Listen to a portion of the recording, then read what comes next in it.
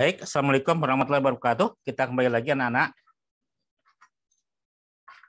Tolong open kamera. Bapak mau foto dulu.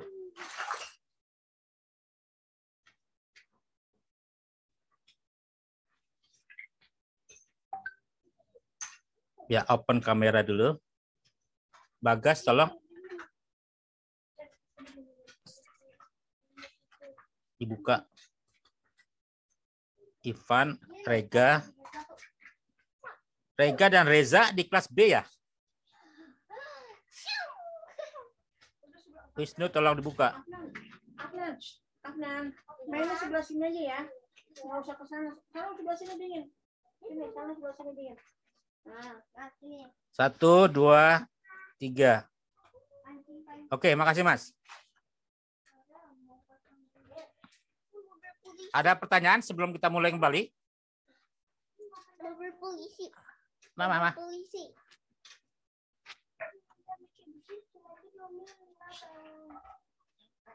Abang sebelah sini mainnya dari situ. Aja bisa.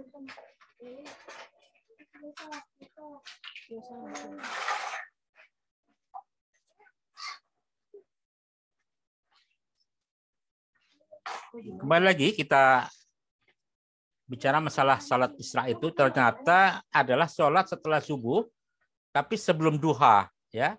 Nah, nanti kamu lihat lagi di referensi sholat sunnah ini 2 rakaat, ya, yang mungkin katanya sih pahalanya itu seperti kita pergi haji, apa benar? Nah, itu coba tolong dicari bahannya lagi, Mas.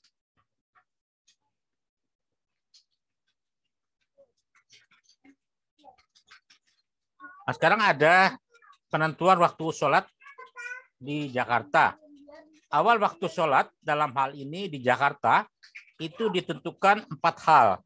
Yang pertama adalah tinggi matahari dari ufuk. Yang kedua, equation of time, E, atau perata waktu. 3 adalah koreksi waktu daerah, atau kita singkat dengan KWD, atau interpolasi. Dan yang keempat adalah ihtiyat. Nah, tinggi matahari dari ufuk itu apa? Kementerian Agama memakai ketinggian matahari 18 derajat di bawah ufuk sebagai penanda waktu Isya. Tidak diubah seperti dalam penentuan waktu subuh. Ketika lingkungan berubah dari terang ke gelap, mata manusia kurang peka dengan perubahan cahaya. Sebaliknya saat subuh, mata manusia menjadi lebih mudah mengamati fajar karena lingkungan berubah dari gelap ke terang.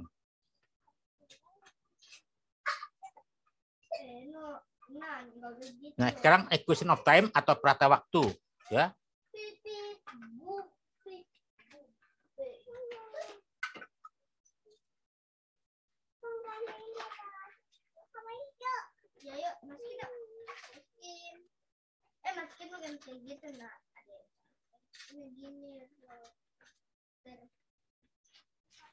Bagas sudah masuk, tolong bacakan, Mas.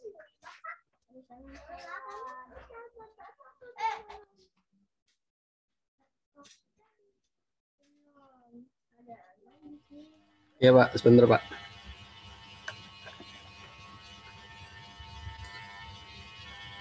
Equation of time atau perata waktu adalah selisih waktu matahari hakiki sebenarnya dengan waktu matahari rata-rata menengah.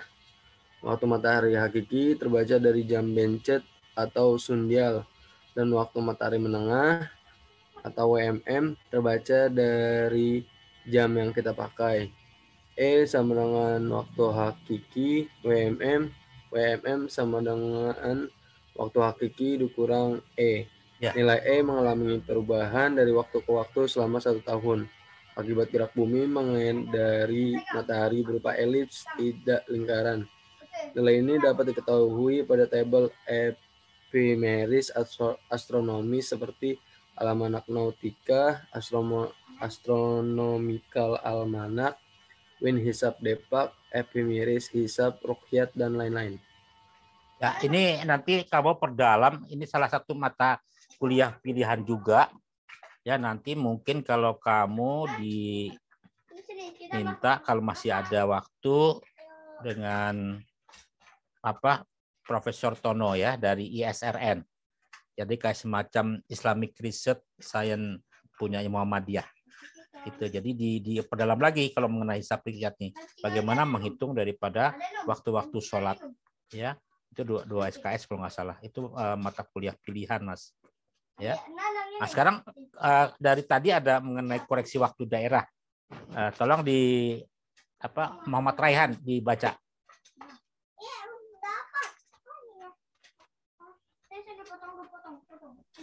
Tiga, koreksi waktu daerah KWD atau interpolasi.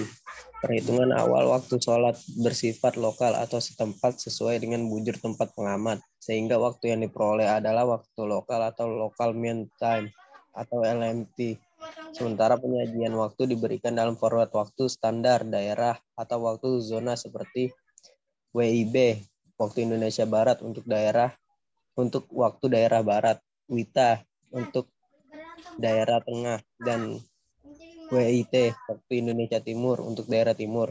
Koreksi wilayah waktu terhadap waktu standar wilayah disebut koreksi waktu daerah atau KWD atau interpolasi. KWD sama dengan bujur tempat dikurang bujur standar wilayah dibagi 15 derajat dikali 1 jam, karena 1 jam sama dengan 15 derajat. Contohnya KWD Jakarta sama dengan 106 derajat 49 menit dikurang 105 derajat dibagi 15 derajat dikali 1 jam sama dengan 0 jam 7 menit 16 detik. Jakarta berada di wilayah WIB, bujur 105 derajat. Baik. Raihan sudah menjawab yang pertemuan kita ke-12 mengenai arah azimut kiblat yang kemarin belum? Sudah Pak, di email Pak. Udah, berarti kamu tahu dong berapa bujur tempat posisi kamu tinggal?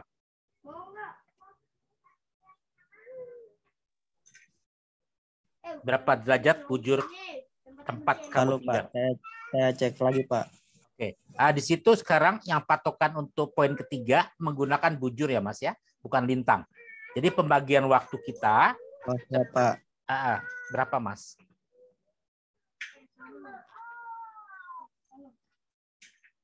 Lihat ya abang kamu tuh.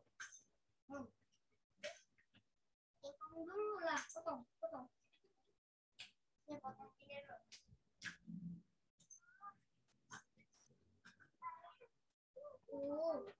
Kamu mah potong dulu, Nam. Nih, gini nih, Nom. Abang ajarin. Ini tadi pisah-pisah yang tadi. Nih, gini, Nom. Bukan kayak gitu, Nom. Nih, gesek nih, Nom. Set.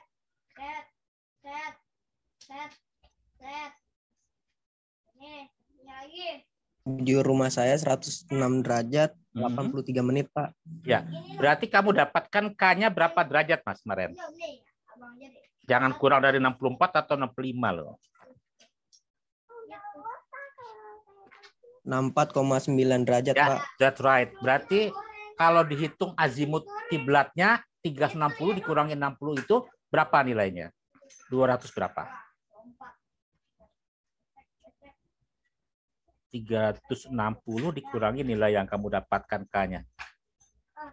295, Pak. Ya, benar. Ya begitu ya. Jadi tempat kamu tinggal di daerah Jakarta Selatan di Pasar Minggu. Oh, dekat rumah saya dong, berarti dekat dong. 295. Kamu sudah verifikasi dengan Kibla, aplikasi Kibla. Coba dicek lagi ke aplikasinya, ya. Ya, Pak, baik, Pak. Pasar Minggu iya. Saya di Ragunannya persis 200 meter sebelum pintu utama. Baik, kita lanjut untuk slide ke-16 yang kita sebut dengan ikhtiyat. Tolong dibacakan Kaila, Mbak. Kaila. Sedikit aja nih. Dipotong-potong dulu kan mau dikasih paket. Mbak Kaila.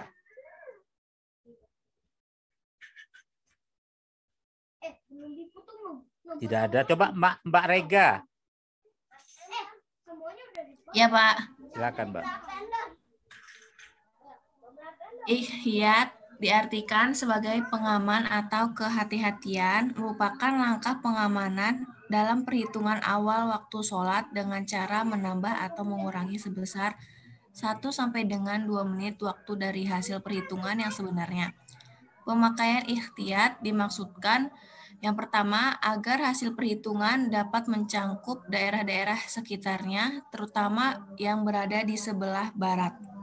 Setiap menit waktu mencakup sekitar 27,5 km. Yang kedua, menjadikan pembulatan pada satuan terkecil dalam menit waktu, sehingga penggunaannya lebih mudah. Dan yang ketiga, untuk memberikan koreksi atas kesalahan dalam perhitungan, agar menambah keyakinan bahwa waktu sholat benar-benar sudah masuk. Baik, terima kasih. Mas Adit, ada nama Rega dan Reza nggak ya di kelas B? Ada 2 bandnya. Ada Pak, Reza Saihul Andi Pak. Oh ya, oke. Reza Saihul Andi, cowok ya? Iya Pak. Oke. Ada nggak hari ini masuk nggak? Belum Hadir masuk, Pak. Ya, hadir tuh Pak. Ada, Pak. hadir. Oke. Yang sekarang tolong bacakan Mas slide 17.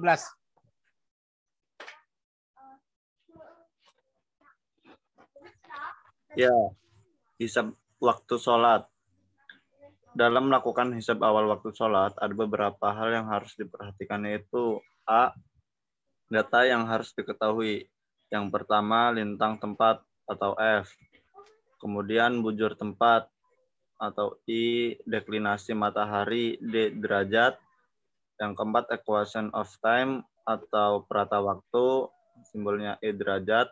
Kemudian tinggi matahari, simbolnya H derajat. Yang keenam, koreksi waktu daerah atau KWD. Nah, kemudian ihtiyat. Kemudian yang B, rumus yang dipergunakan. Yang pertama, rumus sudut waktu matahari. Cos T sama dengan tangan F kali tangan D ditambah sin H dibagi cos F dibagi D. Ya Pak, gitu Pak ya bacanya Pak ya? Betul, betul Pak. Nah, kemudian yang kedua, menggunakan rumus awal waktu 12 dikurangi E ditambah T ditambah KWD ditambah I. Kemudian rumus yang ketiga yaitu rumus tinggi matahari atau H derajat. Oke, makasih. Jadi artinya kalian tuh harus paham mengenai trigonometri, Mas. Kalau nggak paham mengenai trigonometri seperti yang kemarin perhitungan arah kiblat itu agak sulit ya, penggunaan cos, sinus, kemudian kotangan apa segala macam. Nah, kalau yang kemarin agak Bapak bilang betul untuk membuat bola langit itu Reza atau Rega? Mohon diinfo ke Bapak. Yang agak betul saya bilang. Ini tolong teman-teman dikasih tahu kalau memang ada pertanyaan dari teman-teman. Rega apa Reza? Reza Pak. Reza ya, bukan Saya, Rega Pak. Ya? Rega ya? Iya. Oke. Reza. Oh Reza ya. Nah, tolong karena teman-teman masih belum paham, tolong kalau ada tepat waktu didiskusikan kembali, karena itu juga menentukan kalau kita menggunakan stellarium. Ya, posisi bintang, posisi galaksi itu harus kamu pahami koordinat horizon, koordinat ekliptika, kemudian juga koordinat ekuator, ya. Kemudian kamu bisa membuat azimut, membuat deklinasi, ini dipakai semua tuh. Kemudian ascensio recta, ya, jam waktu terbit matahari, kayak gitu. Tolong didiskusikan. Nah, nanti di pelajaran berikut kalau kamu ngambil hisab ru'yat juga itu harus lebih bola langit itu harus lebih dipahami. Itu keunggulan kita. Kalau kita ingin dari UHAMKA itu punya kemampuan di kosmografi. Baik, terima kasih. Selanjutnya slide ke-18.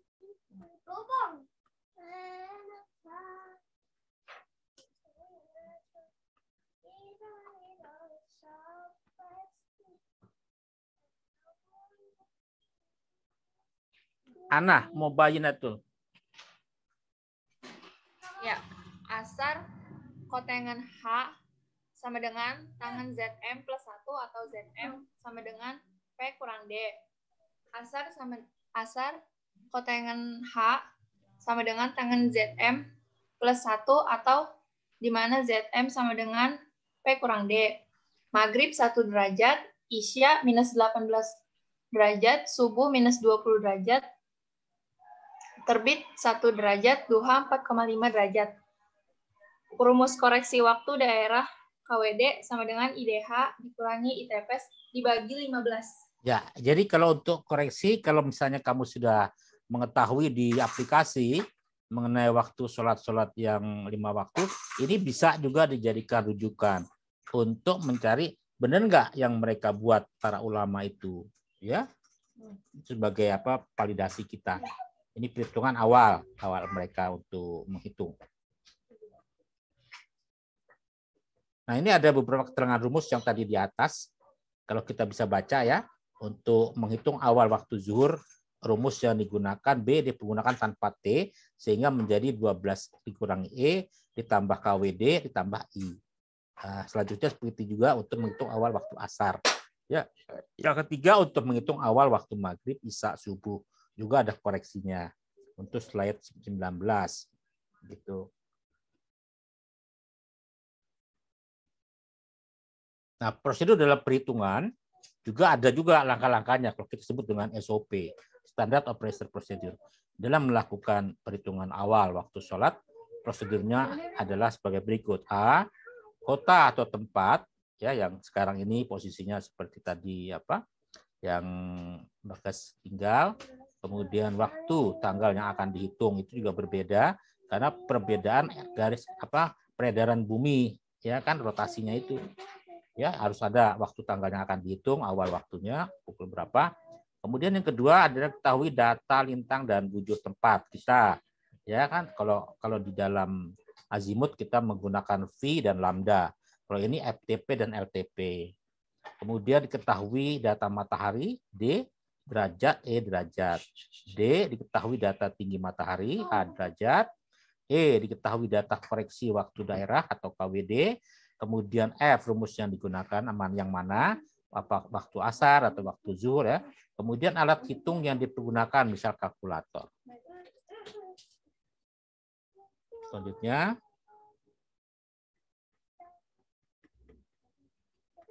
slide 21. Nah, contoh perhitungan ini adalah perhitungan awal waktu sholat menggunakan alat hitung misalnya kalkulator. Tipe kalkulatornya banyak macamnya. Setiap kalkulator berbeda cara operasionalnya. Oleh karena itu, agar membaca cara dan aturan penggunaannya, di bawah ini akan diberikan beberapa contoh cara penggunaan kalkulator untuk menghitung sudut waktu. Contoh pertama adalah, hitunglah awal waktu sholat subuh di Jakarta pada tanggal 5 Februari 2010. Ya. Data yang ketahui A, lintang tempat Jakarta minus 6 derajat 10 menit lintang selatan. Ingat itu lintang selatan ya. Bujur tempat Jakarta adalah 106 derajat 50 menit bujur timur. Nah, kalau untuk bujur kita selalu positif ya, ingat ya.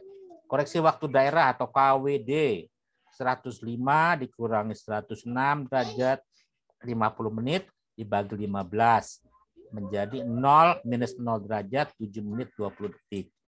Data dari buku Ephemeris tahun 2005, tanggal 4 Februari 2005, jam 22.00, Greenwich Mean Time. Ingat, kalau Greenwich Mean Time, kalau nanti dijadikan ke lokal mean time, waktu Jakarta, itu harus ada selisih dikurangi 7, Mbak. Ya, 7 jam. Biasanya begitu. Nah, kalau misalkan dari musim antara musim musim semi di sana atau musim dingin, biasanya pengurangannya itu karena ada perbedaan bisa 6 jam antara itulah gitu. Jadi kalau kita misalkan dari Jakarta ini berangkat jam 10 malam, kalau nanti kamu di sana udah sampai sana ya, kira-kira subuh misalnya, itu waktu di jam kamu harus geser ya, jam sana ditambah 7 jam gitu. Deklinasi matahari D pangkat derajat D0 adalah minus 15 derajat 59 menit 2 detik. Selanjutnya slide 22. Equation of time E adalah minus 0 derajat 14 menit 00 detik. Rumus yang kita gunakan untuk sudut waktu, cos tangan dikurangi tangan F dikali tangan D, dijumlah dengan sinus H dibagi cos F dibagi cos D. Awal waktu subuh adalah 12 dikurangin E, dikurangi T, ditambah KWD, ditambah 1. Jadi H derajatnya awal waktu subuh adalah minus 20 derajat.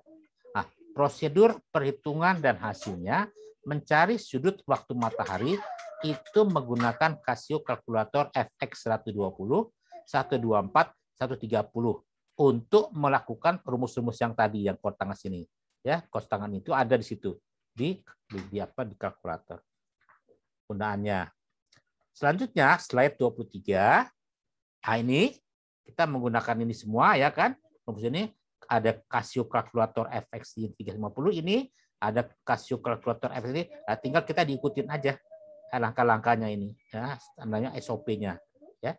Sehingga kita akan mendapatkan nilai T dibagi 15 itu adalah 112 derajat 52 menit 46,1 detik. Dibagi 15 menjadi 7 jam 31 menit 31,08 detik. Hasil perhitungan kalau kulminasi itu adalah 12 jam 00 menit 00 detik ya. Nah, ini ingat ini Monik nih, kulminasi itu tepat jam sekian di atas ubun-ubun kita, kepala kita. End of time E derajat minus 00 tadi yang sudah di atas ada 12 dikurangi menjadi seperti ini ya kan? Ya, karena dikurangi jadi bertambah 14 menit ya. Kemudian T bagi 15 07 31 3108. Selanjutnya nah, kalau perhitungan akhir awal waktu subuh pukul 4.37 waktu Indonesia Barat. Kalau digeser 8 menjadi berapa, Monik? Subuh kita? 4.35. Oh, 4.35. Kok malu mundur 2?